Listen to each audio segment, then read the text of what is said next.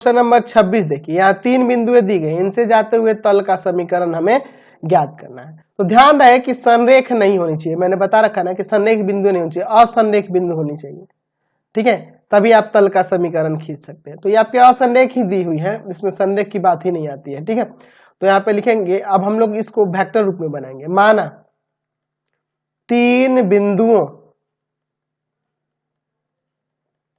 का स्थिति सदिश क्रमशः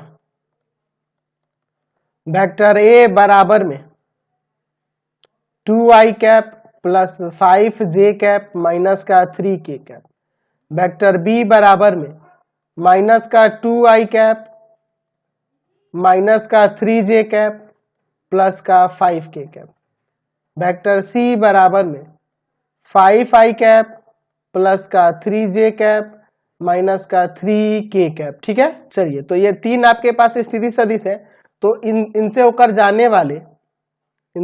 जाने वाले तल का समीकरण क्या होगा। तो हम लोग फॉर्मूला पहले ही जानते हैं, मैं फॉर्मूला पहले लिख देता हूं।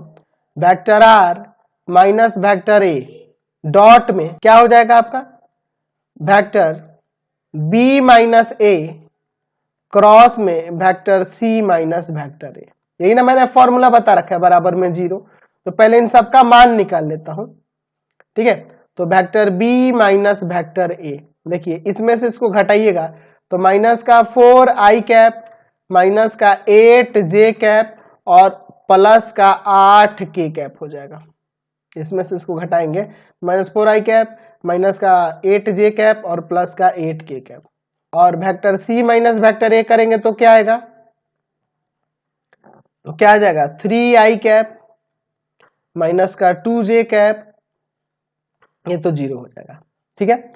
अब इन दोनों का क्रॉस प्रोडक्ट पहले चाहिए ना मुझे, तो vector B minus vector A cross में vector C minus vector A बराबर में क्या हो जाएगा, यहां लिखेंगे i cap j cap k cap, यहां आ जाएगा माइनस का 4 माइनस का 8 प्लस का 8, यहां आ जाएगा 3 माइनस 2 और यहां आ जाएगा 0। चलिए अब एक एक करके लेते हैं, यहां से पहले रॉ के सापेक्ष विस्तार करते हैं।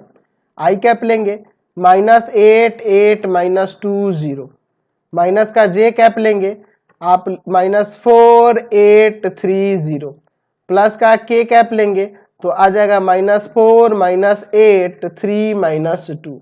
चलिए अब सॉल्व करते हैं, यहां पर हो जाएगा माइनस का 0 प्लस का 16, ठीक है, माइनस j कैप यहां आएगा माइनस का 0 और माइनस का 8 24, प्लस का k कैप यहां आ जाएगा आपका माइनस माइनस प्लस 8 और प्लस का 24, ठीक है।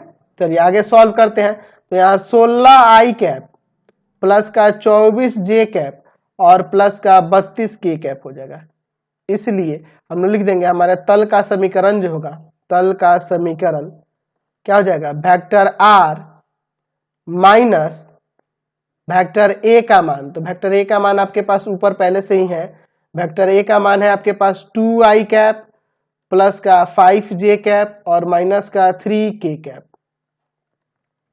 और डॉट और इसका प्रोडक्ट जो निकाले हैं रखना है ना जी, क्या हो जाएगा आपका 16i कैप प्लस का 24j कैप और प्लस का 32k कैप बराबर में 0। ये आपके तल का समीकरण आ गया। तो देखो मैंने 3 तरीके से बताया, पिछले वीडियो में एक बताया था तरीका, और इस वीडियो में 2 क्वेश्चनों को मैंने 2 अलग अलग तरीके से, एक वेक्टर फॉर्म में निकाल दिया और एक कार्टेशियन फॉर्म में निकाल दिया। क्वेश्चन